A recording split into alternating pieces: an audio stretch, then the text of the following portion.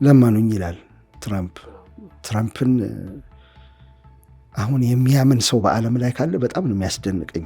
በእስራኤሎቹ እንዳውም ረገብ ያሉበት፣ አሜሪካኖቹ ደግሞ አሁን የጦር ሚኒስትሩ አንድ የፊልም አክተር የሚመስል የሆሊውድ አክተር የሚመስል ጦር ሚኒስትር አለ ሄክሴት የሚባለው፣ የሃይማኖት አድርገውታል ጦርነቱ በሚያስደንቅ ሁኔታ።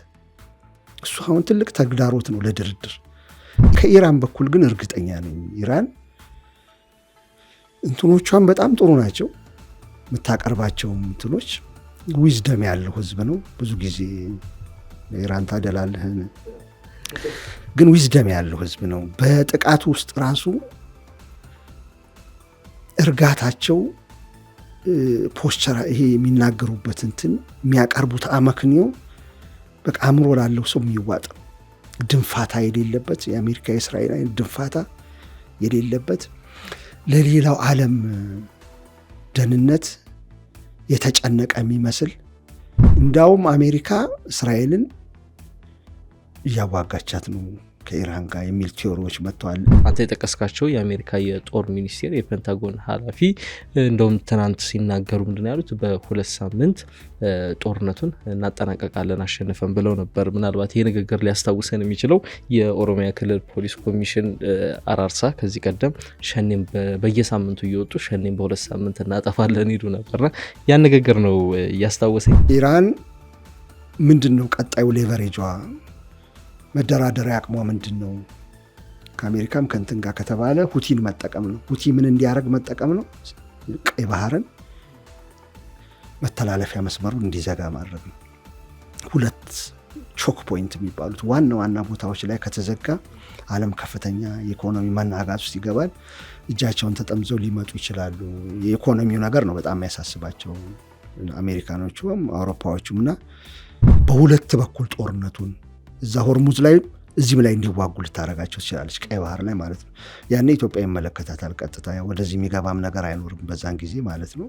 ትግራይና ኢትዮጵያ የፌዴራል መንግስት እርስ በርስ ተጋደሉ ማለት ለእስራኤል የሚያስገኘው ጥቅም የለም፣ ለዩኤኢ የሚያስገኘው ጥቅም የለም። እዚህ ውስጥ ነው ካልኩሌሽኑ መታየት ያለበት።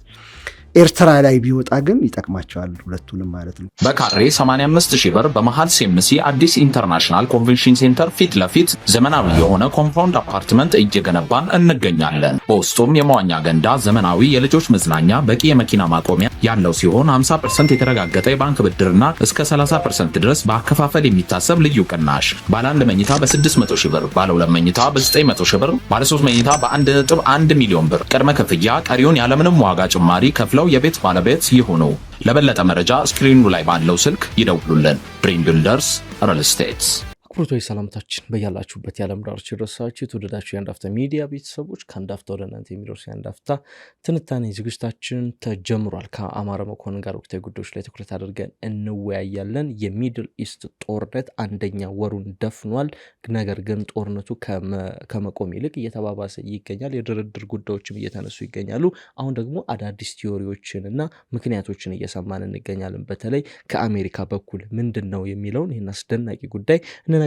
ከዚህ በተጨማሪም በመካከለኛው ምስራቅ ያለው ጦርነት በተለይ በሰሜን ኢትዮጵያ ካለው ወታደራዊና ፖለቲካዊ ፍጥጫ አንጻር ያለውን አንድምታ እንቃኛለን። ከሰሞኑ በስፋት እኛም ሽፋን ሰጥተነው ነበረ።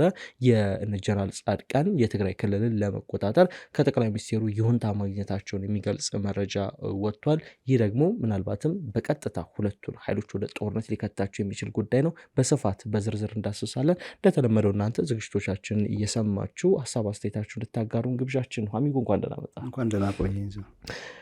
የሚድል ኢስትን ጦርነት እንደዚሁም ደግሞ አስቀድሜ ያስተዋወቅኩትን በትግራይ ያለውን አንድምታ እንቃኛለን። ብዙ አይን ትኩረትና ቀልብ ሁሉ በመካከለኛው ምስራቅ ላይ በመሆኑ በዓለም አቀፍ ላይ በጣም ጉልህ ክስተቶች እየተከሰቱ ነው። ነገር ግን ትኩረት እያገኙ አይደለም። ከነዚያ መካከል በኢትዮጵያ እየሆኑ ያሉ ሁነቶችና ክስተቶች ይጠቀሳሉ። እነሱን ጉዳይ ወደ በኋላ ያላቸውን አንድምታ እንዘረዝራለን። ትራምፕ ጦርነቱ እንደሰለቻቸው በትላንትናው ዕለት ሲናገሩ ሰምተናቸው ነበር። በርካቶች ከዚህ ጦርነት ትራምፕ መውጫ ቀዳዳ እየፈለጉ ነው የሚል ነገር እየሰማ እንገኛለን።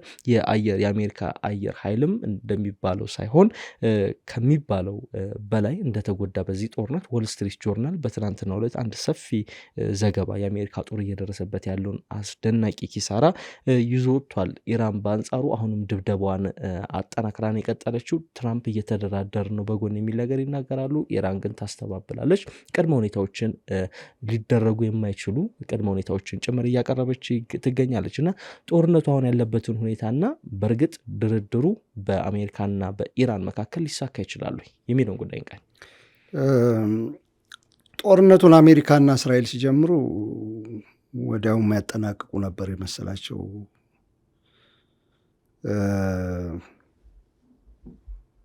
ዋና ዋና ዲካፕቴቲንግ የሚባል ስትራቴጂ የዋና ዋና የሚባሉትን አትሊስት መጀመሪያ የሰማነው ወደ 48 የሚሆኑ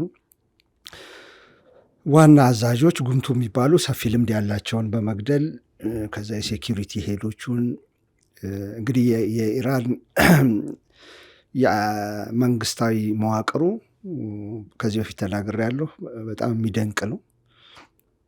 ጁዲሻሪ እንትን አለው፣ ፓርላሜንታ ያለው፣ ክለሪክስ የሃይማኖት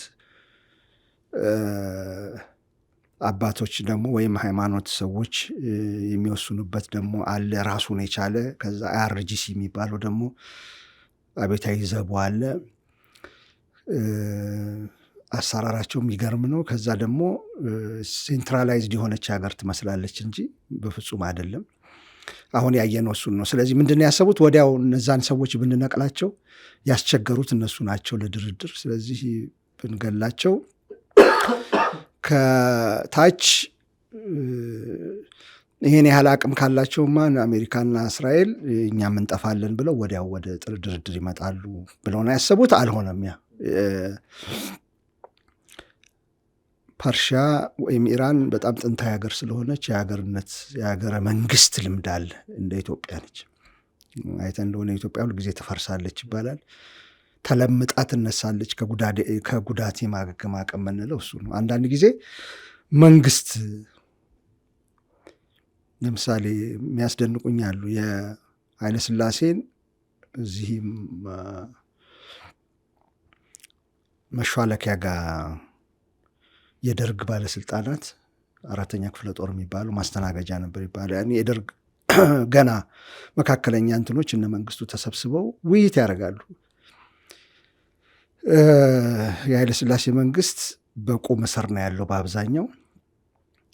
እነዚህ ወታደሮች ደግሞ እየተወያዩ መቼ ነው ወደ ክረምት አካባቢ ጀምረው ገና እየዘለቀ ነው ውይይቱ።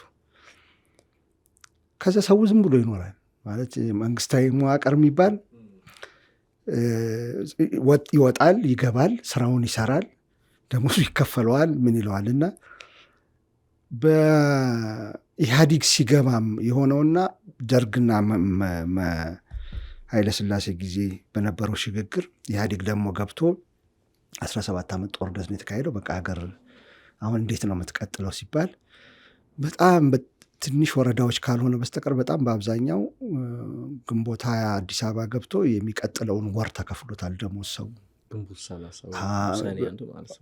እና ይሄ የረጅም ሀገር ቢሮክራሲ ስትመሰርት፣ ሀገረ መንግስት ስትመሰርት በቀላሉ አንደኛው ጥቅም እሱ ነው፣ ለረጅም ጊዜ መኖር።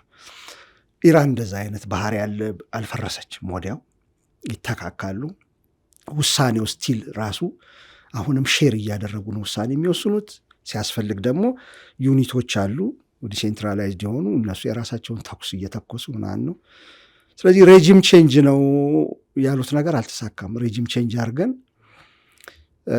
አዲስ ከመጣ በኋላ እንተዋለን ያሉት ነገር አልተሳካም። እኔ ከሬጂም ቼንጅ በጣም ብዙ ምክንያቶች ማቅረብ እችላለሁ የሚያደርጉበትም። ባለፈውም ጊዜ ብለናል። አንደኛ ሄጂሞኒ ነው፣ የዓለም የበላይነትን ለምን ትገዳደረኛለች ነው ኢራን። እስራኤል እዛ አካባቢ ብቸኛ ቀንዲል ሆናም ብቸኛ መሪ ሆና መውጣት፣ ሌሎች እንዳይገዳደሯት ኢራን ነች ያስቸገረችኝ የሚለውን ከዛ ዙሪያዬን ከባ ቴንታክሏን ወይም ደግሞ እንደ ኦክቶፖስ እጇን በዚህም አድርጋ ያስቸገረችኝ እሷ ነች። ስለዚህ እሷን ካዳከምኩ ከደመሰስኩ ካዳከምኩ ለረጅም ጊዜ ቤት ስራ ከሰጠኋት ብቸኛ የሚፈራ ሀገር እዛ አካባቢ የአካባቢውን ቅኝት የሚቃኝ ሀገር እንዴት እንደሚጓዝ እኔ ሆናለሁ ነው። ከዚህ ውጭ በጣም ብዙ ምክንያቶች ማቅረብ ይቻላል። ለምሳሌ የሪፐብሊካን አንዳንድ ሴናተሮች በሚያስገርም ሁኔታ የጌይ ፕራይድ የሚባል አለ። የግብረ ሶዶማውያን በአመት የሚያደርጉት ሰልፍ ልበለው ምን ልበለው እዛ አሜሪካ ከተሞች ውስጥ አንዱ ሴናተር አንድ ጊዜ ቴሄራን ላይ የጌይ ፕራይድ ማየት ነው ምኞቴ ሲል ሰማሁት። ቴሄራን ላይ እዛ የግብረ ሶዶማውያን እንትን ሲያደርጉ ነው። ይሄ ደግሞ አሁን ካልናቸው ምክንያቶች ከበላይነት ደግሞ ወጥቶ እሴትን የራስን እሴት የራስን ባህል ሌላ ላይ መጫን። አሜሪካኖቹ እንደዛ ናቸው። ለምን ዲሞክራቲክ አልሆንክም? ለምን የኛን የመሰለ ሊበራል ዲሞክራቲክ አላመ ወይም ካልሆንክ ደግሞ ዲሞክራሲ ለምን አልሆንክም? በሰብአዊ መብት ኢንዲቪዥዋል ራይት ለምን አላመንክም? ካላመንክ ትወገዳለህ። የእኛ ቫሊዩ የሚሏቸው አሉ ሴቶች። እሱ ዓለም ላይ በጣም ብዙ ችግር የፈጠረ ለምን የሳውዲ አረቢያ ህዝብ የአሜሪካን ህዝብ አይነት ባህል እና እሴት ለምን አይቀበልም የሚሉት ነገር አለ። ዲሞክራሲን ኤክስፖርት ማድረግ፣ ባህልን ኤክስፖርት ማድረግ፣ እንደዛ ሲሆን ገበያውም ይደራል። ገብተዋል። እና በሱ ምክንያቶች አሉ። ግን አላለቀም ጦርነቱ። እየደበደቡ ነው። ኢራቅ ምላሽ እየሰጠች ነው። ከዛ እንዳልከው ድርድር እንትና ለመኑኝ ይላል ትራምፕን አሁን የሚያምን ሰው በዓለም ላይ ካለ በጣም ነው የሚያስደንቀኝ። አይኑን የጨፈነ ሰው ነው ማለት ነው።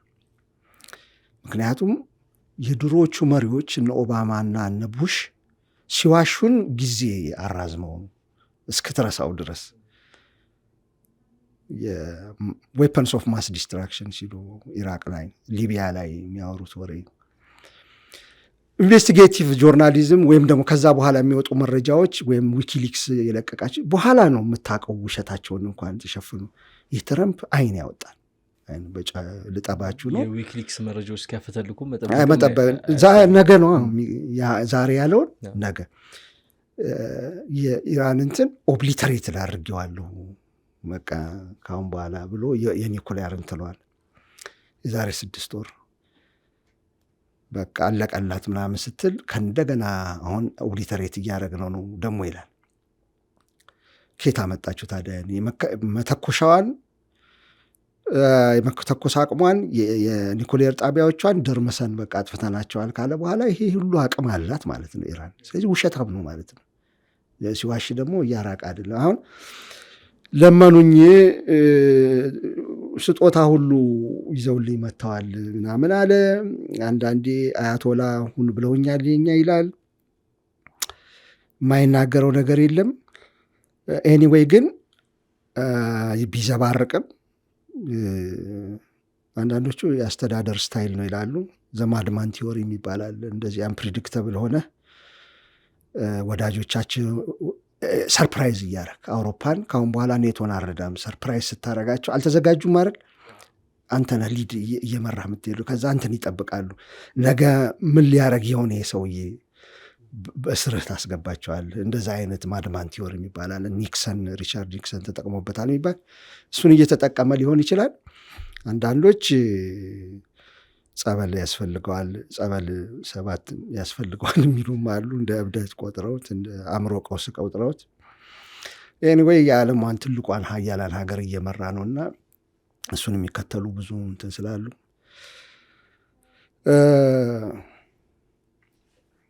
ድርድር እየተካሄደ መሆኑ ግን አለ የሚባላል። ምክንያቱም ማናቸው አባስ አርጋቺ ናቸው። እሳቸው የኢራኑ ውጭ ጉዳይ ሚኒስትር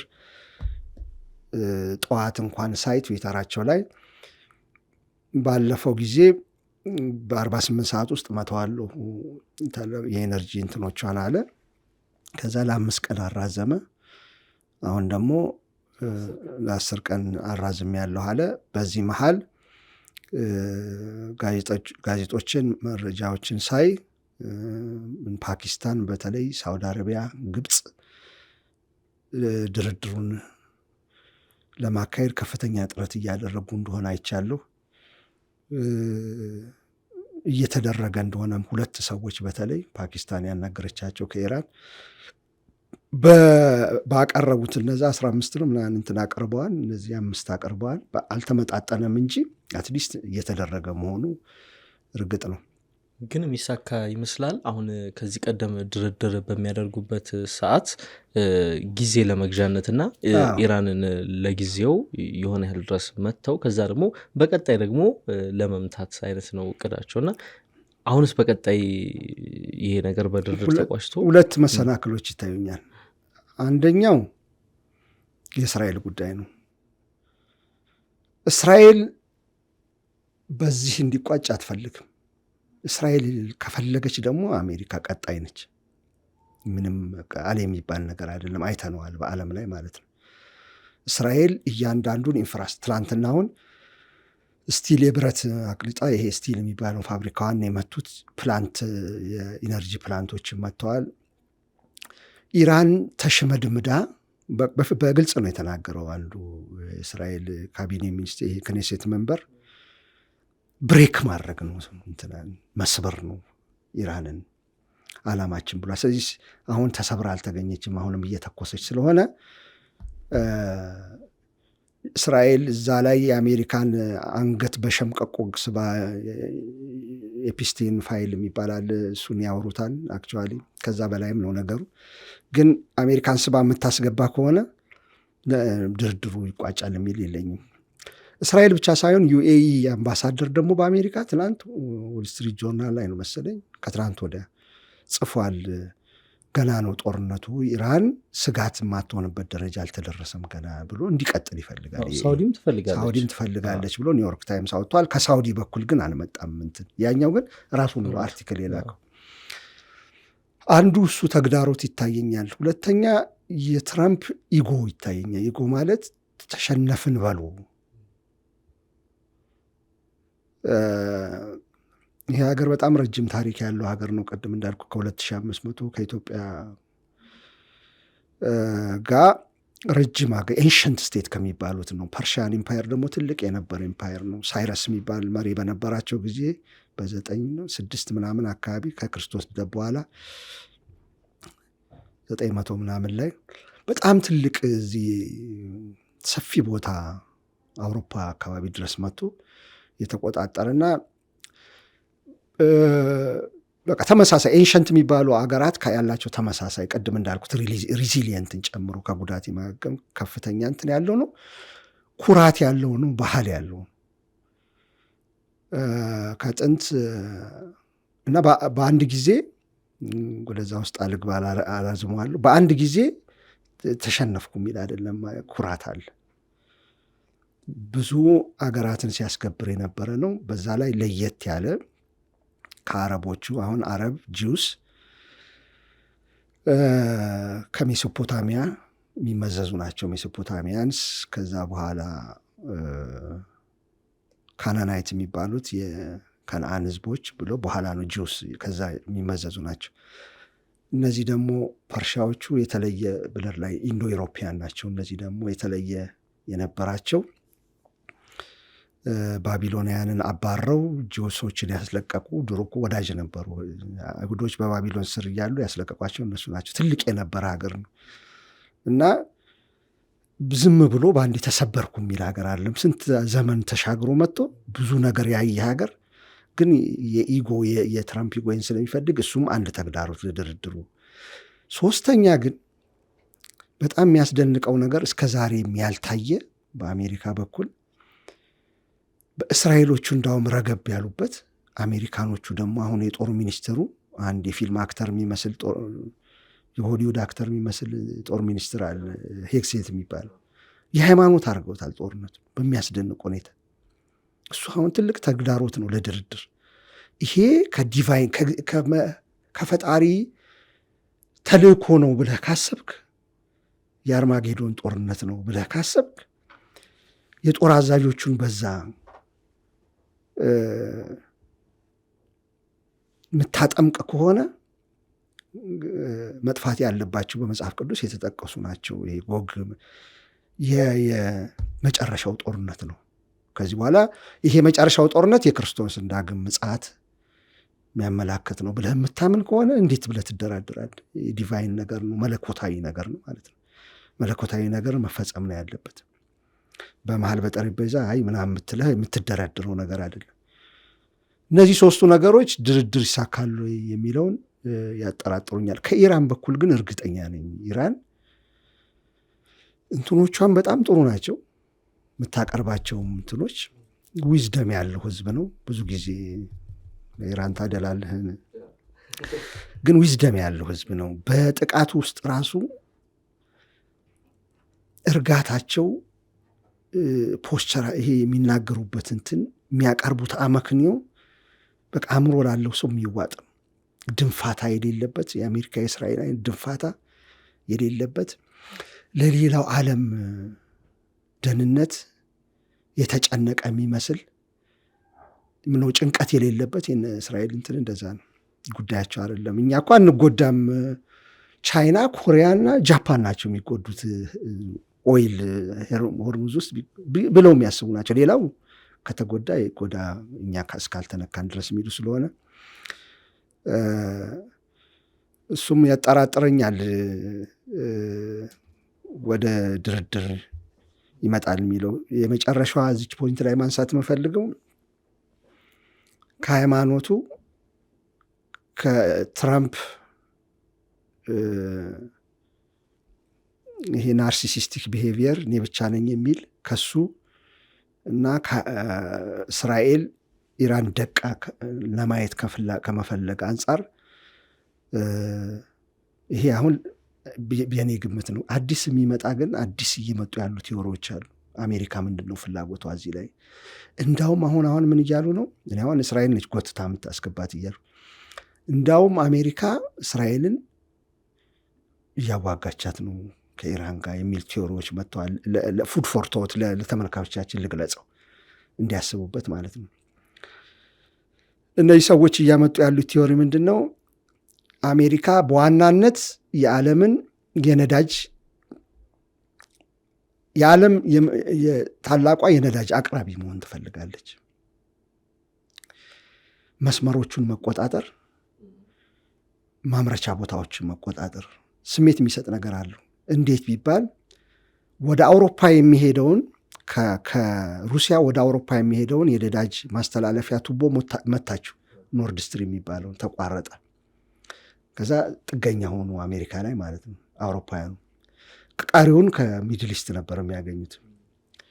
ትንሽ ቆየችና ትልቁን በዓለም ላይ ክሩድ ኦይል ማምረቻ የሆነውን ቬኔዙዌላን ተቆጣጠረች። አሁን ቬኔዙዌላ የአሜሪካ እንትኖች ናቸው።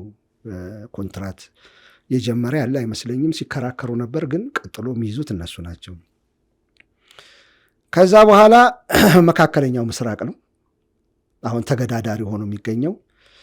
ይሄ የክሩድ ኦይል ብቻ ሳይሆን መካከለኛው ምስራቅ ደግሞ ኤልኤንጂ የሚባል አለ፣ ሊኪፋይድ ናቹራል ጋዝ የሚባል ኳታር፣ ኩዌት ምናምን የሚያመርቱት ማለት ነው። እሱን ሁለቱንም ጨምሮ የሚጓጓዝበትን ሰርጥ፣ እዛ ሆርሙዝ ሰርጥ እነዚህን ሀገሮች ከተዳከሙ በኋላ አምራቾች ሀገሮች ከተዳከሙ በኋላ የተዳከሙበትን በማገገሚያ ስም ሪኮንስትራክሽን ስም አረብ ሀገሮቱ ላይ እየገባች መያዝ፣ ያንን ሰርጥ ደግሞ መቆጣጠር፣ መተላለፊያውን መቆጣጠር። ከዛ በዋነኝነት የነዳጅ መተላለፊያዎች ቦታዎችንና የሚመረትባቸውን ቦታዎች በመቆጣጠር የዓለም ሕዝብ ቀሪው የዓለም ሕዝብ በአሜሪካ አቅርቦት ላይ በዛውም በአሜሪካ አቅርቦት ላይ አይደለም፣ በዛውም በዶላር ላይ የነበረ አንድ ጥገኝነት በዶላር ላይ ነበር አይደለም። እንትን ስትገዛ ኦይል ስትገዛ በዶላር ነበር፣ እየተሸረሸረ መጥቶ ነበር። ኢራንና ቻይና አይገበያዩም በዶላር። ዩኤኢ እና በቃ ጀምረው ነበር እነዚህ ብሪክስ የሚባሉት ሀገር። አሁን መልሰው ማምጣት ስለፈለጉ ዋናውም ከተቆጣጠሩት ለቻይና የሚያቀርቡ ከሆነ አሜሪካኖቹ በዶላር አልገዛም ልትል አትችልም። ቻይና ብቸኛ አቅራቢ ናቸው የሚሆኑት። ይሄ ነው ስሌቱ የሚል ደግሞ አለዋል መጥቷልና ይሄንንም ከሆነ ፍላጎታቸው እንዴት ብለው ይደራደራሉ? የሚል ማሰብ አለ። አራተኛ እሱ ላይ ሊጨምርበት ብዬ ነው እና እሱም መሰናክል ሊሆን ይችላል። አሁ እንግዲህ በጣም ጥሩ አንተ የዘረዘርካቸው ምክንያቶች አሉ ለድርድሩ እንቅፋት ሊሆኑ ይችላሉ ተብለው ሃይማኖታዊ ጉዳዮችን አንስተናል፣ ፖለቲካዊ ጉዳዮችን፣ እዛ ውስጥ ደግሞ የኢኮኖሚ ጉዳዮችም አሉ። እነዚህ ሳንካ ሊሆኑ ይችላሉ። አንተ የጠቀስካቸው የአሜሪካ የጦር ሚኒስቴር የፔንታጎን ኃላፊ እንደውም ትናንት ሲናገሩ ምንድን ያሉት በ2 ሳምንት ጦርነቱን እናጠናቀቃለን አሸንፈን ብለው ነበር። ምናልባት ይሄ ንግግር ሊያስታውሰን የሚችለው የኦሮሚያ ክልል ፖሊስ ኮሚሽን አራርሳ ከዚህ ቀደም ሸኔም በየሳምንቱ እየወጡ ሸኔም በ2 ሳምንት እናጠፋለን ይሉ ነበርና ያን ንግግር ነው ያስታወሰኝ። በዚሁ ወደኛ ጉዳይ እንምጣ። የሀገር ውስጥ ጉዳይ ከሚድል ኢስት ጋር የተያዘ ነው። ከዚህ ቀደም የሚድል ኢስት ጦርነት አሁን ያለው ኢራን ላይ ጦርነት ሊከፈት ይችላል የሚለው ነገር በስፋት በሚራገብበትና አሜሪካ ሰራዊቷን እንደዚሁም የጦር መሳሪያዎቿን ወደ መካከለኛው ምስራቅ ስታጓጉዝ ስታስጠጋ ምናልባትም በሰሜን ኢትዮጵያ በማዕከላዊ መንግስቱና በህወሓት መካከል ያለው ውጥረት ይህንን ሰዓት ጊዜ ጠብቆ ሊፈነዳ ይችላል፣ ግጭት ሊቀሰቀስ ይችላል የሚል ትንታኔዎችን የተለያዩ ምክንያቶችን በማቅረብ ስናነሳ ነበረ። አይ ቲንክ ከዛ ጋር ሊያዝ ይችላል እና ተመልካቾችም ሰምተውታል። ጀነራል ጻድቃን ገብረትንሳኤ የሚመሩት ስብስብ ከ2 ሳምንት በኋላ ትግራይን ለመቆጣጠር እቅድ እንዳለው ይህም በማዕከላዊ መንግስቱ ይሁንታ እንዳገኘ እየተዘገበ ነው። የጸጥታ ጉዳዮችን የሀራ መሬት ታጣቂዎች አፋር የመሸጉት ማለት ነው እነሱ እንዲቆጣጠሩት፣ የፖለቲካውን ደግሞ እነ ጀነራል ጻድቃን ስብስብ እንዲቆጣጠር መወሰኑን የሚገልጽ ነው። ይህ በቀጥታ በሁለቱ ኃይሎች መካከል ግጭት ሊፈጥር የሚችል ነው። በፌዴራል መንግስቱና በህወሓት መካከል ወደ ጦርነት እንዲገቡ የመጨረሻዋ ሰበብ ልትሆን ትችላለች በሚል እየተፈራ ነው የሚገኘው። ምናልባት አሁን የሚድል ኢስቱ ጉዳይ የሚወሳሰብና እየሰፋም እየተለጠጠም የሚሄድ ከሆነ በሰሜን ኢትዮጵያ ግጭት ልናይ እንችላለን። በሁለት መልክ ማየት ይቻላል። አንዳንዶች ዓለም ሁሉ አይኑን እዛ ሚድል ኢስት ላይ ባደረገበት ጊዜ ባለፈው ጊዜ ትዝ ይል እንደሆነ የሰሜኑ ሲጀመር እንደዚሁ የዩክሬኑ ነበርና እዛ ላይ ትኩረት ያ ትኩረት ሲደረግ እዛ ላይ ትኩረት ሲደረግ እዚህ ሊጀመር ይችላል። ምክንያቱም ያን ጊዜ የሰብአዊ መብት ጥሰት ምናምን የሚል ጥያቄ አይመጣም። ብዙ አይነት እርምጃዎችን ልትወስድ ትችላለህ። ከዛ አጋሮች ሊያሾልኩልህ ይችላል መሳሪያዎች ምናምን፣ እነሱን የሚቆጣጠር የለም። የራሳቸው የቤት ስራ አለባቸው እዛ። እሱን እንደ መልካም አጋጣሚ መጠቀም ይቻላል እና በዚህ ምክንያት ሊጀመር ይችላል በተራዘመ ቁጥር ብለዋል። በተቃራኒው አይ እነዚህ ሀገራት ራሳቸውን ችለው መሳሪያ የሚያመርቱ ራሳቸውን ችለው ትልቅ ከባባድ በተለይ መሳሪያዎች የሚያመርቱ አይደሉም፣ በሌሎች ላይ ጥገኞች ናቸው። ኢትዮጵያ በአብዛኛው ከዩኤኢ ትወስዳለች። ኤርትራ አትናገርም፣ ግን ያው ከሳውዲ ከኢራንም ከሌሎቹም ትገዛለች። በተለይ እነዚህ ቤላሩስ ምናምን አዘርባይጃን የሚባሉ አሉ። በተዘዋዋሪ በራሳቸው እንትን ሳይሆን በነራሻ በነምና አድርገው የሚሸጡልህ ማለት ነው፣ አዞረው የሚሸጡልህ እነሱ ሳይለይ በፊት እነዚህ ኢራን ጉዳይ ሳይለይ በፊት የቢን ዛይድ ጉዳይ ሳይለይ በፊት የቢን ሳልማን ሁኔታቸው እስካለየ ድረስ ጦርነቱ ቢጀመርም ዘላቂ ስለማይሆን እነሱ መጠበቅ ግድ ስለሚል አሁንም አይጀመርም የሚሉ አሉ። ሁለቱም ሚዛን የሚያነሳ ነገር አለው። በእኔ እምነት በኢትዮጵያ በኩል ከዩኤኢ ጋር ምክክር የሚደረግ ይመስለኛል፣ ጦርነቱን ለመጀመር ማለት ነው። የዩኤኢ ሁኔታ ሊወስነው ይችላል የሚል ግምት አለኝ። ከዛ አሁን ሁቲ ሚድል ኢስት ጦርነት ውስጥ ገብቷል። በቅርቡ እንደ ሪዘርቭ ተቀምጦ ነበር ብዬ ነበር ባለፈው። ሳውዲ አረቢያ ገብቷል ሙሉ ለሙሉ ማለት አልችልም። አሁን ትንሽ ምልክት ነው ያሳየው፣ ግን ስለ እስራኤል ግን ሳውዲ አረቢያ ቀጥታ የምትገባ ከሆነ እኔም እገባለሁ ብሎ እየጠበቀ ነበር እያን ነበር የሁቲን። ምን መጣ አሁን ሁቲ መግባቱ ሌላ ችግር አምጥቷል። ኢራን ስትሬት ኦፍ ሆርሙዝ የሚባለውን የሆርሙዝን ሰርጥ አሁን እየተቆጣጠረች ነው። ጠላት ያልሆነ ሀገር ይለፍ እያለች ነው። እየተኮሰብኝ ያለ ሀገር ማለፍ አይችልም እያለች ነው። እንደዛ ከሆነ ኢራን ምንድን ነው ቀጣዩ ሌቨሬጇ፣ መደራደሪያ አቅሟ ምንድን ነው? ከአሜሪካም ከንትን ጋር ከተባለ ሁቲን መጠቀም ነው። ሁቲ ምን እንዲያደርግ መጠቀም ነው? ቀይ ባህርን መተላለፊያ መስመሩን እንዲዘጋ ማድረግ ነው። ሁለት ቾክ ፖይንት የሚባሉት ዋና ዋና ቦታዎች ላይ ከተዘጋ ዓለም ከፍተኛ የኢኮኖሚ መናጋት ውስጥ ይገባል። እጃቸውን ተጠምዘው ሊመጡ ይችላሉ።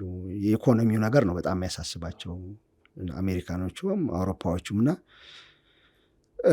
ቀጣዩ ነገር ኢትዮጵያን የሚመለከታት ምንድን ነው? ሁቲ መተኮስ ከጀመረ ሆርሙዝ ላይ እዛ እየተባበሩ ከመጡባት ኢራን ሁቲን ተጠቅማ እዚህ ቀይ ባህርን ትዘጋለች። ለሱ ማንኛውንም መሳሪያ ልትሰጥ ትችላለች። በፊትም ተሞክሯል፣ አያልፉም ነበረ ብዙዎቹ። አሁን ደግሞ በሁለት በኩል ጦርነቱን እዛ ሆርሙዝ ላይ እዚህም ላይ እንዲዋጉ ልታደርጋቸው ትችላለች፣ ቀይ ባህር ላይ ማለት ነው። ያኔ ኢትዮጵያ ይመለከታታል ቀጥታ። ወደዚህ የሚገባም ነገር አይኖርም በዛን ጊዜ ማለት ነው። በእርግጥ አሁንም ብዙ እየነካን ያው የተመልካቾቻችን ቢያንስ የናፍጣ ሰልፍ ያላስቸገረው ያለ አይመስለኝም አሁን በዚህ ጊዜ። እና የእሱም ሁኔታ ኢትዮጵያን ወደ ጦርነት ሊገፋት ይችላል። ለዚህ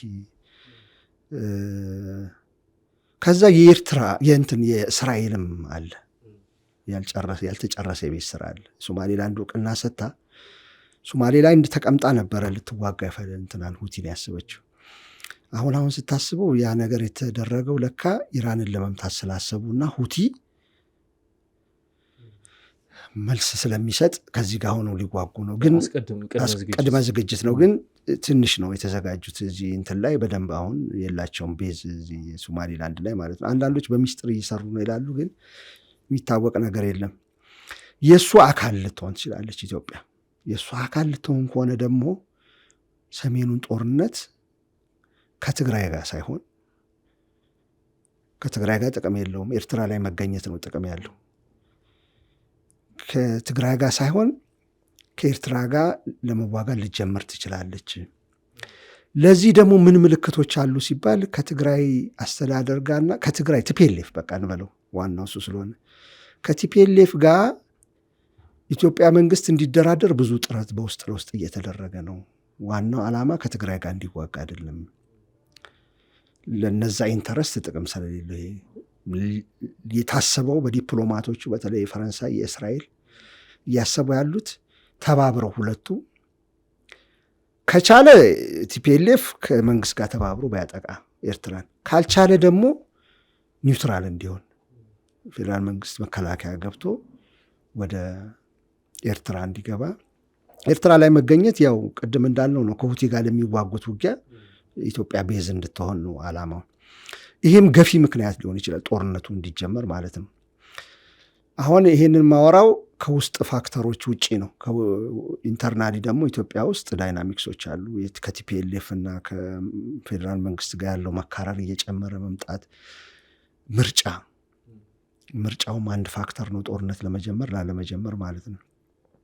ጦርነት ጀምረ ምርጫ ማካሄድ አስቸጋሪ ነገር ነው። ከዛ የቲፒኤልኤፍ ከእንትና ጋር የሚያደርገው ሽር ጉድም ይወስነዋል፣ ከሻዕቢያ ጋር የሚያደርገውም። እነዚህ ሁሉ ፋክተሮችን ማስገባት አለብን። እና ምንድን ነው አንተ አስተያየት ካልከኝ፣ በእኔ እምነት እነዛ ደንቃራ ሁኔታዎች የአሜሪካ የአርማጌዶን የምናምን የእስራኤል ምኞት ምናምን ነገሮች ካልሸፈኑትና እውነት ድርድር የሚካሄድ ከሆነ ይረግባል ነገሩ። የሚረግብ ከሆነ ዩኤኢ ጥሩ ሁኔታ ላይ ትሆናለች። የመርዳት እንትኗ ከፍተኛ ይሆናል፣ በገንዘብም በሎጂስቲክም በመሳሪያም። ያን ጊዜ የሚጀመር ይመስለኛል ጦርነቱ ማለት ነው። ትግራይ ጋር መንግስት